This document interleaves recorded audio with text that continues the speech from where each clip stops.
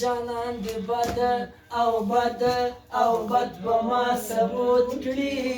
زه نور څه نه وایم بس کلی به پرېږدمه خبرې لنډې که جانانه د لارې سر د څوک به ځي څوک به راځي نه په بسم الله اولا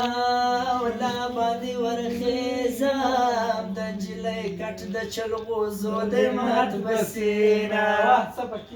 حال د ویلو لایق نه دی شدی سی غم په زړه دننه ګرځومه چاته به تور چاته به سپین ماته د زرو کټوره ښکارې میانه ملا د خپله ملایي کړي موږ ته د لکاږي د کوډو تعویضونه ځوانان ټول د لیوني کړو سپینې پایسې به ګرځېدې پر لوړ بامونه لکه د دغې ولې پاڼې دورې ګلې مله جانانه سوې دینه بې وفا او یار په مخه راغلو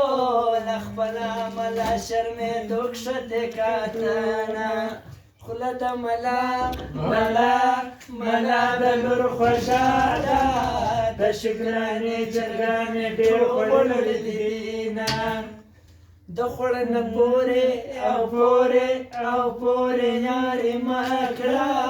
یا به باران وي یا به خوړ راغلی وینه زما یا کشره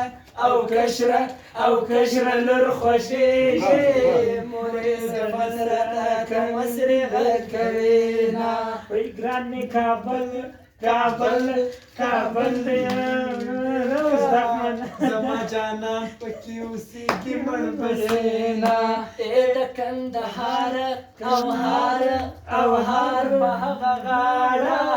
ټول افغانان دي چې پر وایه سلامونه درسه جوړه جانانه لاړ سو د کندهار په میوزانو بکونه بس په کابل باندې مې خاک کړی چې کابلي جنې دعا راته کوینه راځي دواړه سره لاړ شو بیا به یو راسو بیا به دواړه خاورې شونه د سیند ته غاړې بیارې شوه اوس به کښتۍ ورته د زرو جوړومه ځان دې ملنګ په ما راشه د ملنګانو لارې چا نیولې دینه سبا به لوړه او لوړ چنار ته خېژم باد به پوښتم چې جانان څه ویلې دینه سیلۍ د او یار نه نورې راله خلک ترې تښتي زه یم خېله ورځمه زما او ستا په یارانه کې کار د چا څه دی چې خبرې پکې کړي نه خاوند بیا دې مازدیګر کړو پر ګودر تېر سو د منګیو کتارونه پر مازدیګر او ګر جانان د څه دی زړه مې هلک سورانه غواړي دیدنونه مازدیګر ما ګوره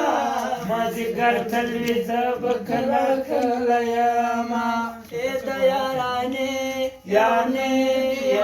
مې ورته وویل وړوکی ورور یې تر داسې ډولې جونه وړوکی ورور په ژړا شه چې شین خالۍ خورې په بام در وخېزي